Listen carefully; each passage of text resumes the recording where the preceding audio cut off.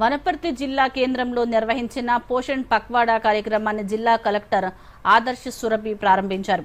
కార్యక్రమంలో జిల్లా సంక్షేమ అధికారి సుధారాణి, జిల్లా వైద్య ఆరోగ్య శాఖ అధికారి డాక్టర్ ఏ శ్రీనివాసులు, అదనపు కలెక్టర్ యాదయ్య, ఇతర అధికారులు పాల్గొన్నారు.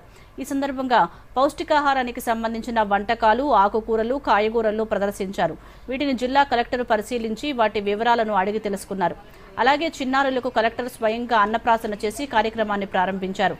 ఈ సందర్భంగా జిల్లా కలెక్టర్ మాట్లాడుతూ మహిళలు గర్భధారణ సమయంలో సరైన పౌష్టికాహారం తీసుకోవాలని సూచించారు. అలాగే శిశువులకు మొత్తం 1000 రోజుల పాటు సరైన పోషకాహారం అందించాలని చెప్పారు.